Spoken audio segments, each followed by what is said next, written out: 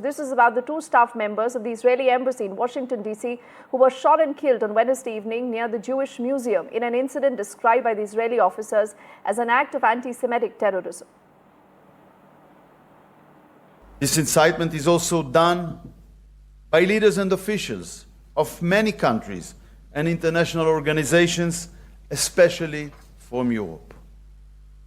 The words are the modern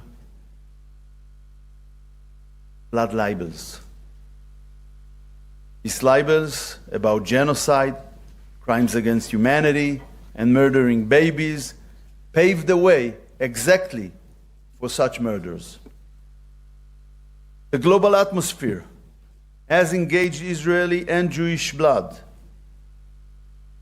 has endangered Israeli and Jewish blood.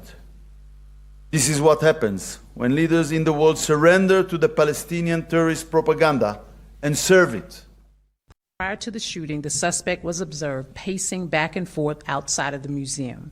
He approached a group of 4 people, produced a handgun, and opened fire, striking both of our decedents. After the shooting, the suspect then entered the museum and was detained by event security. Once in handcuffs, the suspect identified where he discarded the weapon, and that weapon has been recovered, and he implied that he committed the offense. The suspect chanted, "Free, free Palestine," while in custody. The suspect has been tentatively identified as 30-year-old Elias Rodriguez of Chicago, Illinois. The couple that was gunned down tonight in the name of Free Palestine. It's a young couple about to be engaged.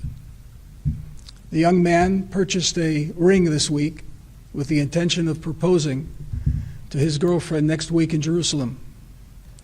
They were a beautiful couple who came to enjoy an evening in Washington's Cultural Center. I was walking by and a guy came up and looked like a gun. I couldn't tell what it was, but I heard it afterwards, the shots, and he shot this young couple. He ran inside and yelled something. I couldn't make it out what he said. He just ran up. It was terrible. I don't know what. Let's also get the big picture and understand how important this case is and the implications. Our colleague Gauri is also joining us live right now. Gauri, we've seen some very, very strong words of condemnation that have come in from across world capitals. Tell us more about what we know. Indeed, Deepthi, this is a story that has huge implications. Of course, besides the fact that it's extremely brutal, heinous attack that took place onto young Israelis in Washington, it also comes on a day when it's been 1 month since the Pahalgam terror attack took place in India. So every time that New Delhi has spoken about terrorism, it has spoken about exactly this, that this is a global scourge and there has to be an action against it. And that's exactly what the US also said. You heard some of those sound bites that yes, it is going to be treated possibly as an act of terror and action will be taken. So the first question, when you talk about global terrorism, what's the action that is being taken and should be taken? That's the first larger implication of this brutal attack that took place. The second other aspect of this is that this comes just days after the EU and several other members of Europe actually took very strong action against Israel. They suspended trade talks, they suspended all trade activities. EU, Europe, several of them in fact made very strong comments on this. In response to that, you heard the Israeli foreign minister as well, his soundbite that we played.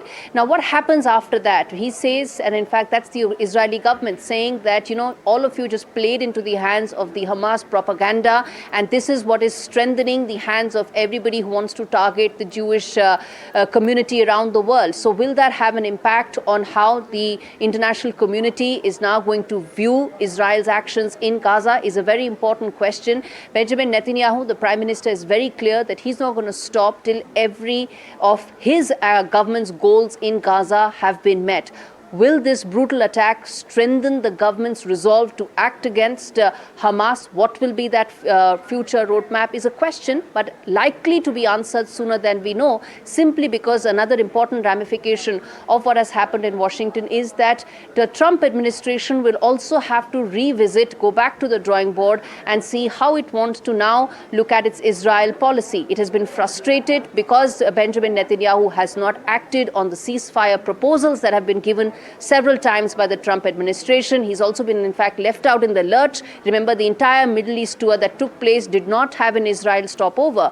But will he now have to go back on the drawing board, the Trump administration, revisit that Israel policy because of what has happened, because of the commentary that's coming in from the Israeli government, and because of the fact that this is something that's set to unite the world once again, that terrorism needs to be acted against unanimously in a united manner, and the fact that Jews are getting attacked is also something that the Trump administration will have to respond to.